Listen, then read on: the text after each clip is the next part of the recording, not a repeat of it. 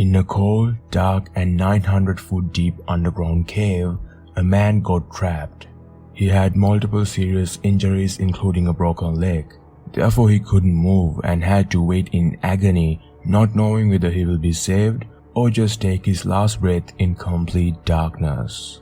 This is the story of George Lennon when he got trapped in the Ogof Ffynnon Ddu cave system in the Brecon Beacons for 54 hours. The rescue operation carried out to save him became the longest rescue mission in the UK, involving over 300 men. But did he survive? Let's find out. As usual, viewer discretion is advised.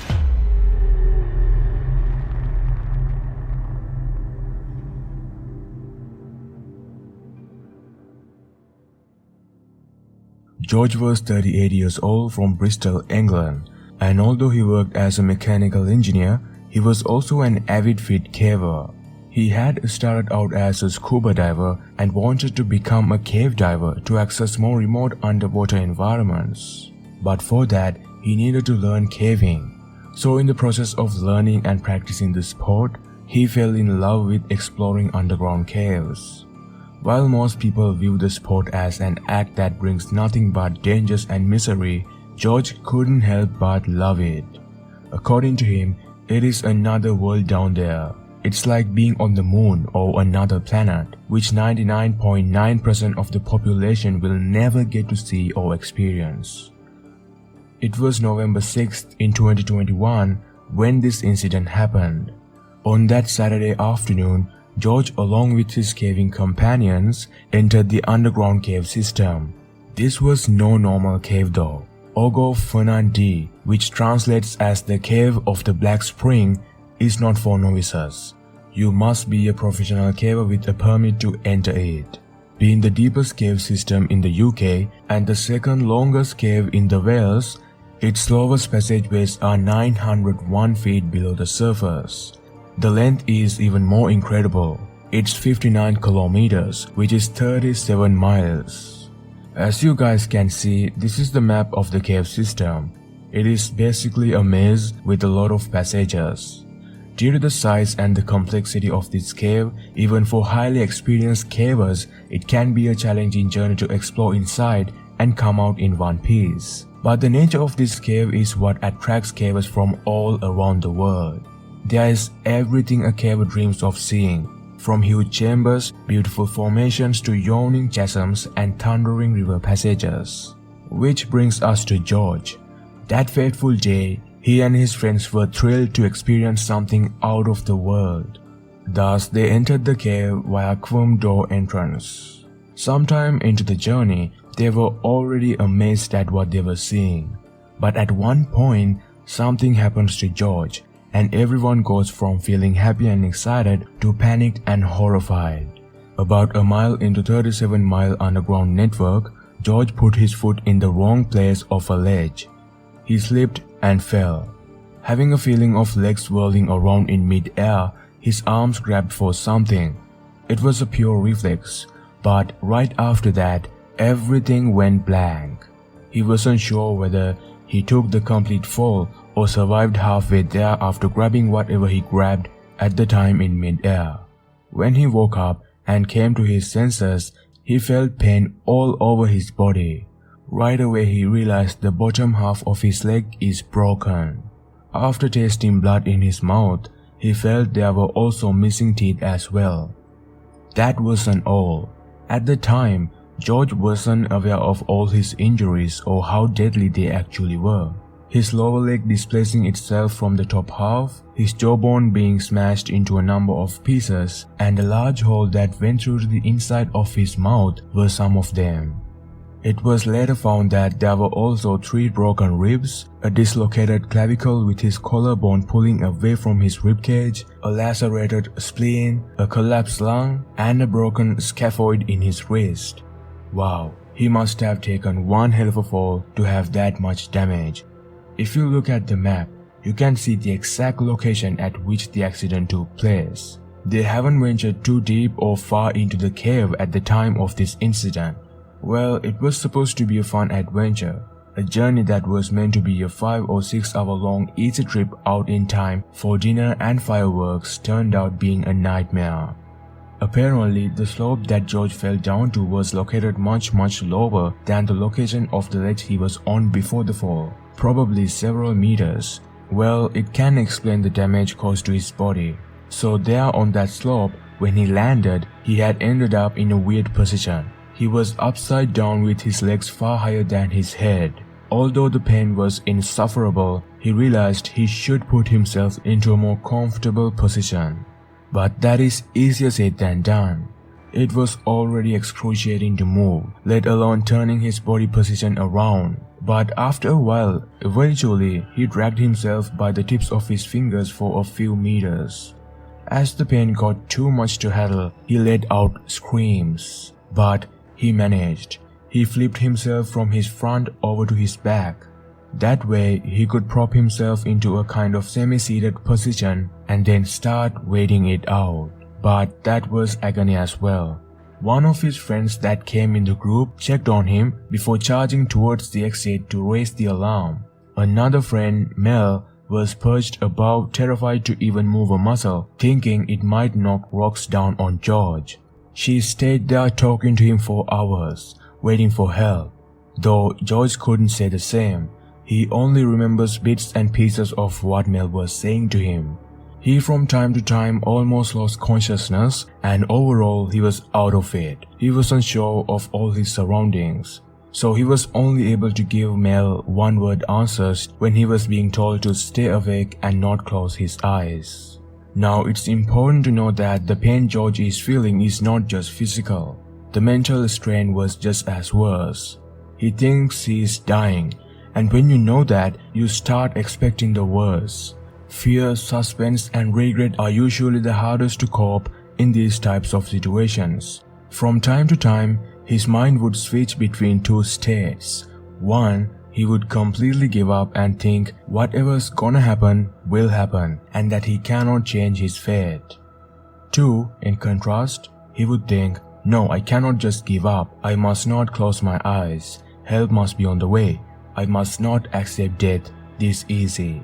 This positive mindset was helped a lot by Mel as she was encouraging him with her words. However, George wasn't that unlucky. After an agonizing period of time, which felt like an eternity to him, the first advanced team of first aiders and rescuers led by Steve Thomas turned up. From this point onwards, George began feeling more hopeful. He felt overwhelmingly grateful and thought surely now he got a chance at surviving, although he still deep down had his doubts. By this point, George had been underground for 4 hours. When first aiders got to the slope that George was stranded on, he was assessed medically and his injuries were found to be quite serious, but not life-threatening. After some quick treatments on the spot, they made sure of it. So now that his health state is stable, it was time to safely bring him out through the underground system's labyrinthine passages. And that was the real challenge. You see, even for an uninjured fit caver, moving through an underground cave passage like this can be difficult. Squeezing through things, climbing on things, wading through water and so on. Though it can be done, but when a caver is injured and immobilized, it can be nearly impossible. Because they have to be put on a stretcher and brought out by a team of 10 or so people. Imagine everyone trying to maneuver the stretcher through holes only big enough for one person to go through. It's a very slow process, 10 to 20 times longer than usual. Caves are natural things. They are geological wonders but full of boulders, potholes, and waterfalls. Each one has to be negotiated in its own way. So regardless of the difficulties they might face, jobs were allocated to rescuers, such as getting medical supplies. Then a UK-wide call for help was issued.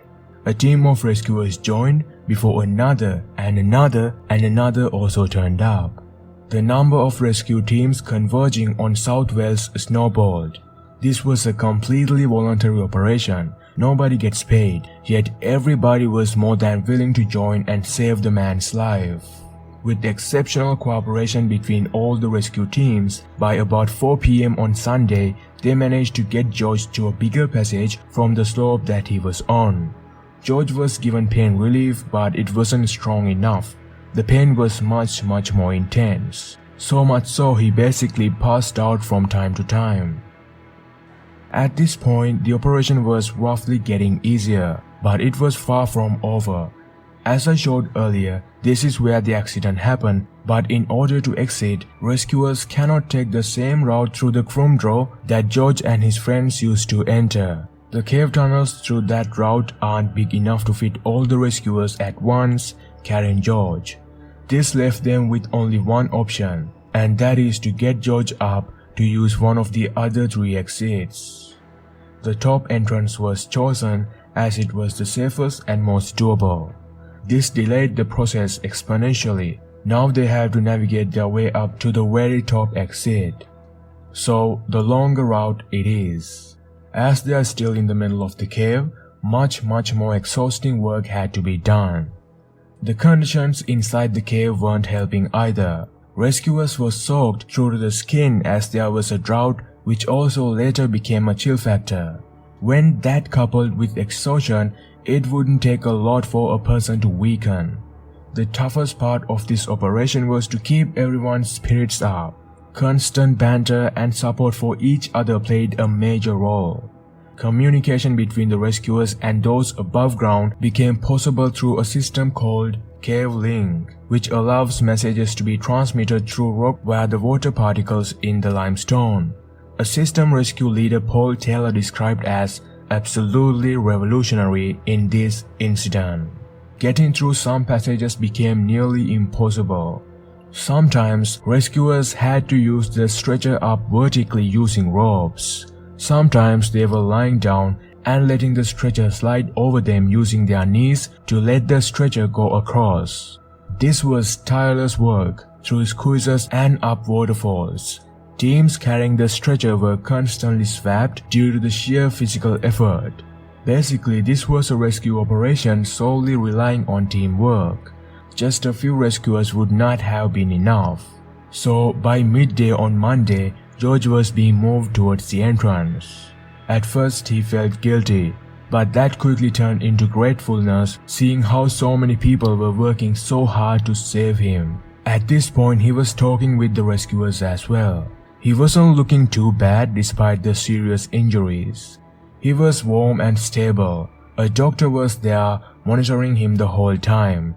Although earlier there was a risk of him developing hypothermia, by this point conditions had changed as first aiders had been keeping him fed and warm.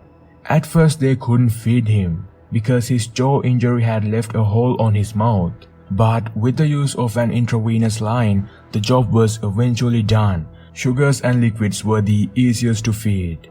Simply, rescuers and first aiders managed to take care of him in every way possible. By this point, the operation officially became the longest rescue in Wales, surpassing the previous record that ran to 41 hours. The sun was going down, so it was already getting a bit dark. The drizzly and misty conditions weren't a big issue, but the time was the main determining factor. The darker it's get, the colder and more difficult the conditions will get in the cave. That way it would be extremely difficult to navigate in the cave. The harsh conditions will not only affect George but also the rescuers. So although they were optimistic by this point, they had to rush as they neared the surface. So just like that, finally by Monday evening at 8 p.m, the rescuers with George emerged from the cave exit. George was overwhelmed with a lot of emotions. Due to the foggy and wet conditions in Brecon Beacons, an air ambulance helicopter was unable to land. Therefore, George had to be taken to the hospital by a Land Rover. Although the injuries were pretty significant, they were all treated, and therefore George Lennon, with time, gradually had a good recovery. He was lucky to not lose his leg and return to his old self with no permanent damage. So in a nutshell, after all the terrors and horrors, he survived. It was all because of those 300 people who came from every part of the country ready to put their lives on the line to rescue a fellow caver. So with that feel-good ending, we have got to the end of the story. Are you a caver? If not, would you ever consider exploring the vast unknown darkness underground? Let me know in the comment section. Alright guys, that is all for today's video. If you like my content, please consider subscribing, and with another story, I will see you guys soon. Until then, stay safe out there and goodbye.